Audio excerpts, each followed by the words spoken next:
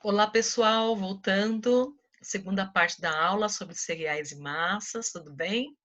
Deixa eu colocar aqui para vocês os meus slides para darmos continuidade nessa segunda parte da aula. Então, agora eu falarei a respeito das características funcionais dos cereais. E nesse segundo momento, iremos falar sobre o processo de gelatinização do amido, processo de retrogradação, desfinização e o glúten, que é a estrutura proteica existente em diversos cereais, não são em todos, alguns, vários cereais, tá? Chama-se glúten. Sobre a gelatinização do amido, é importante que vocês entendam que o amido existente nos cereais, ele é insolúvel à água. Quando eu misturo água com, por exemplo, um copo de farinha de trigo, né? Então você mistura, faz o processo de fricção, torna-se uma estrutura visivelmente leitosa. No entanto, ao deixar repousar, observa-se separação de fases. Então, isto é, esse amido ele fica separado da água, tá? Então, nesse processo de gelatinização, se agora eu pego esse amido junto com essa água e eu aqueço, a membrana que envolve esse amido, ela torna-se permeável com o calor, favorecendo com que haja ruptura da estrutura do grânulo do amido, e isso favorece o entumecimento desse grânulo de amido, favorecendo que entre moléculas de água e ocorra o entumecimento dessa estrutura de amido, tá? Então, esse processo vai favorecer o inchamento, né, o entumecimento dessa estrutura do grânulo, e isso pode atingir até 3 vezes o seu volume inicial. E ao atingir determinada temperatura, essa estrutura torna-se em gel, a qual eu falo que chama-se gelatinização, tá? Então, acima de 90 graus, esse grão de amido junto com a água, ocorre o que eu chamo de gelatinização dessa estrutura de amido, ok? Aqui nesse exemplo, como eu acabei de citar para vocês, o grânulo começa a entumecer, ocorre o rompimento da sua estrutura, favorecendo com que entre dentro das moléculas da estrutura desse amido, né, grânulos, água, essa parte aqui que vocês estão verificando nesse azul celeste, esses pontos em azul celeste, nessas estruturas de moléculas do amido, aqui seria a água, que favorece o que eu chamo do processo de entumecimento, isto é, o aumento do volume dessa estrutura, tudo bem? Então, é importante que vocês entendam que o máximo de gelatinização é atingido a 95 graus, formando uma massa translúcida, a qual chamamos de goma do amido. Utilizado também em algumas preparações. A goma é utilizada, por exemplo, em tacacá, no famoso tacacá, que é um prato típico da região norte. Tudo bem? Então, aqui nessa imagem que vocês estão visualizando, perceba que é a goma, completamente translúcida, né? Branca, translúcida. Então, o início da gelatinização, do aquecimento a 60 graus, líquido viscoso em torno de 70, corpo gelatinoso a 85 graus, massa translúcida a 95 graus, isto é, ocorreu o rompimento da membrana com retenção de água nessa estrutura, favorecendo o entumecimento dessa estrutura do grânulo de amido. Tudo bem? Mas é importante que vocês saibam também o seguinte, que a temperatura de gelatinização, ela difere de acordo com o tipo de amido, tá? Então, por exemplo, quando eu me refiro a um arroz, a temperatura de gelatinização difere, como por exemplo, do trigo, que possui uma outra temperatura de gelatinização. Então, cada um deles, existe uma faixa de temperatura para que ocorra esse processo da gelatinização. E retrogradação, professor? O que vem a ser a retrogradação? Então, agora, eu fiz aquele mingau de amido de milho e preparei o mingau, deixei ele pronto sobre o fogão, né? Tampado. Quando eu retiro a tampa, o que aconteceu? Uma série de bolhas na parte superior da tampa, não é isso? Acho que todo mundo já fez. já deve ter percebido isso aí. O que aconteceu?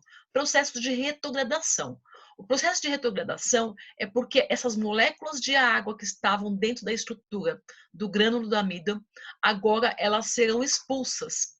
Conforme vai ocorrer, né, o resfriamento desse ambiente, esse amido que estava dentro dessa estrutura dessas moléculas, parte deles serão expulsas, favorecendo com que haja, né, aquelas bolhas de água em cima do mingau, aquele pouquinho de água, tá? Isso é utilizado pela indústria em processos como, por exemplo, na conservação dos pães. Então, por exemplo, vocês compram um pãozinho do tipo francês agora à tarde. Comeu pão, o pão estava uma delícia, tá certo? No dia seguinte, foi lá, pegou o pão. O que aconteceu? O pão endureceu. Por que endureceu? Porque esse pão, essa estrutura do pão, ele perdeu uma quantidade de água para esse ambiente, a qual chamamos processo de retrogradação. Então, a indústria, ela utiliza esse processo de retrogradação no shelf life dos seus produtos, isto é, o tempo de prateleira, né, o tempo de armazenamento. Então, esse processo de retrogradação, ele é controlado pela indústria de alimentos. Professor, e desalinização? O que vem a ser o processo de desalinização? Então, o processo de desalinização, agora eu vou pegar esse amido, e esse amido, quando eu o aqueço a uma temperatura quente, né, vai ocorrer o quê? Hidrólise, quebra da estrutura do peso molecular. Então, o processo de destrinização é um processo onde ele tem o menor peso na sua estrutura molecular. Então, agora, eu não estou me referindo aqui em colocar esse amido juntamente com a água, e sim com o calor, a seco. Tá?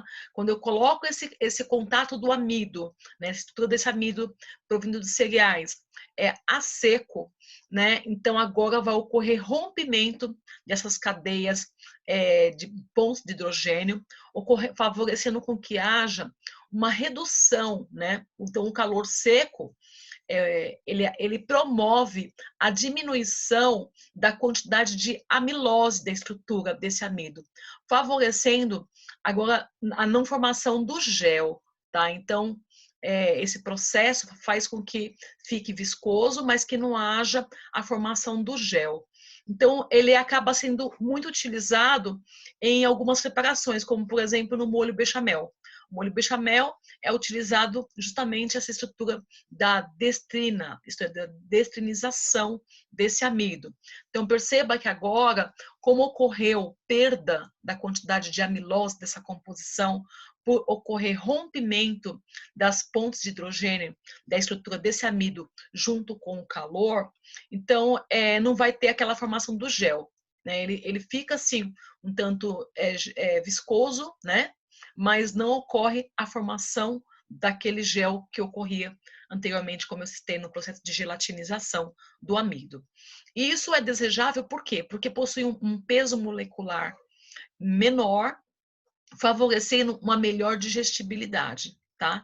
Então, agora, algumas preparações infantis, em função dessa digestibilidade melhor do amido, no processo de destrina, então, por vezes, as mães utilizam farinhas destrinizadas para alimentação do tipo infantil, como por exemplo. Glúten. O glúten é a fração proteica dos meus cereais. Não são todos os cereais que possuem glúten. Nós temos cereais que possuem alta quantidade de glúten, uns que possuem quantidade moderada de glúten e outros que não possuem glúten, tá certo? O que possui alta quantidade, o trigo é um bom exemplo de um tipo de cereal que possui uma alta quantidade de glúten. Temos também aveia, centeio, a cevada, eles possuem uma quantidade menor comparado com o trigo, mas também possui. Cereais que não possuem glúten, por exemplo, o arroz não possui glúten na sua constituição. A quinoa não possui glúten na sua constituição, ok? Tá? E a estrutura do glúten, como que eu encontro, professora, o glúten desse amido do meu cereal? Então, quando você mistura essa estrutura de amido do cereal junto com a água, é o que você vai formar, você vai conseguir visualizar o glúten.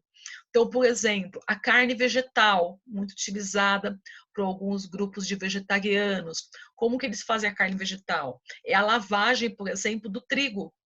Lava, lava, lava numa peneira muito fina, até ficar essa massa esponjosa ao final, a qual chamamos de carne vegetal, ok? O que é aquela carne vegetal? É a estrutura do glúten, a proteína advinda de fonte do amido do cereal, tá? E o que tem dentro dessa estrutura de glúten, professora? Possui a gliadina e a glutenina.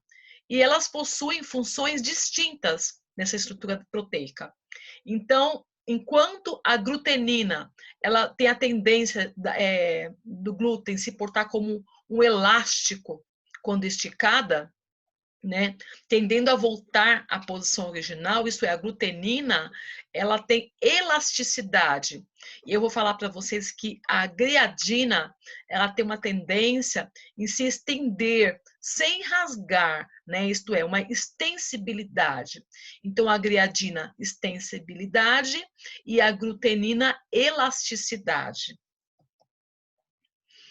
Então, por que é importante nós falarmos a esse respeito? Porque essa estrutura do glúten agora também será executada, utilizada pela indústria alimentícia, tá? Então, o glúten faz com que a massa tenha liga e possibilite a retenção do CO2 para que possa favorecer ao crescimento dessa minha massa. Então, quanto maior a quantidade de glúten na farinha, maior é a qualidade para a fabricação dos meus pães. Tudo bem? Tá? E é importante também que a gente discuta um pouco sobre os subprodutos das massas, né, dos nossos cereais. Então, na confecção de massas, para abrir, utiliza-se a farinha de trigo, porque ela contém proteínas, como eu já falei para vocês, né, que possui a substância como a gliadina e a glutenina, isto é, o glúten. Mas eu tenho a farinha de trigo do tipo dura, trigo duro ou trigo mole. Quando eu me refiro ao trigo duro, isto é, com muita proteína, isto é, formadura desse glúten. Então, aqui agora, esse trigo duro eu vou utilizar massas para abrir, na formação, né, na confecção de pães. Enquanto o trigo mole é com muito mais amido, estrutura de amilose, com baixa quantidade de glúten na sua constituição. Para que ele serve? Para a fabricação de bolos macios e também de biscoitos. Temos também, ainda falando sobre a farinha de trigo, de acordo com a moagem dos grãos, de acordo com o grau de extração, eu posso falar que ela é farinha de trigo integral, quando ocorre trituração total do grão inteiro. Então, isto é, agora é aquele grão que tem aquela estrutura não somente do endosperma, mas também do meu pericarpo, mas também daquele germe, né, que eu mostrei para vocês anteriormente na primeira parte da minha aula. Farinha para quibe, ela é feita com grão inteiro, né? Porém, o grão é apenas quebrado e não é triturado. Aqui a farinha para quibe a gente vai utilizar na preparação de algumas, né, como por exemplo o trigo, o quibe assado, como o quibe frito, eu vou utilizar esse tipo de farinha, a farinha, a qual chamamos farinha para quibe, tá? Que é esse trigo inteiro somente quebrado, que não é triturado, tudo bem? Temos a farinha branca de primeira, de 30% a 60% de extração, é o grão sem o farelo, isto é, sem a parte do pericarpo e sem a parte do germe. E é importante que vocês saibam também que no tocante ao trigo, nós temos uma atuação do governo, né, onde ocorre a fortificação das farinhas. As farinhas brasileiras, elas são fortificadas com ácido fólico e ferro na sua composição. Quando falarmos sobre produtos advindos da quinoa, então agora eu vou falar que os grãos é factível que a gente possa preparar saladas, bolinhos de legumes cozidos da mesma forma que como é feito os de arroz. O floco de quinoa a gente pode utilizar no café da manhã, acompanhamento com as frutas, junto com leite ou com iogurtes. As farinhas elas podem ser utilizadas na receita de massas, de pães, de bolos e também de tortas. Quando falarmos a respeito da cevada, a cevada ela é muito antiga, é um cereal conhecido, citado lá na Bíblia, né, citado por Moisés, É o pão do homem antes de conhecer o trigo, tá? Ela tem boas fontes de alguns minerais na sua composição, como cálcio, como fósforo, como potássio. É utilizado na preparação de cerveja e pode ser consumida também como mingau ou torrada para que seja executado a infusão em substituição ao café. Temos a aveia, que é um alimento rico em fibras, em beta-glicanas, vitaminas do complexo B, vitamina E, cálcio, fósforo, ferro, proteínas. Ela pode ser encontrada na forma de flocos finos, em forma de farinha, pode ser ingerida junto com frutas, como ingrediente de biscoito, de mingau, de bolo e também de pães. Temos o centeio, que também é um tipo de cereal muito antigo, né? Ele pode ser usado para fazer farinhas, ração, cerveja, uísque, vodka. No Brasil, ele foi introduzido através dos imigrantes alemães e também dos poloneses no século XIX. Ele é cultivado no inverno aqui no Brasil, nas regiões mais frias, tá? É um tipo de cereal que se adapta em regiões mais frias. E atualmente é um cereal pouco usado, mas chegou a ser um alimento base por longos períodos da Idade Média em certas regiões da Europa. Temos o milho, né, que também é utilizado para fazer bolos, pipocas, cuscuz, flocos, cremes de milho. E, pessoal, essa é a segunda parte da aula e eu continuo daqui a pouco com o tópico massas, tá bom? Espero que vocês tenham gostado. Até mais, até logo.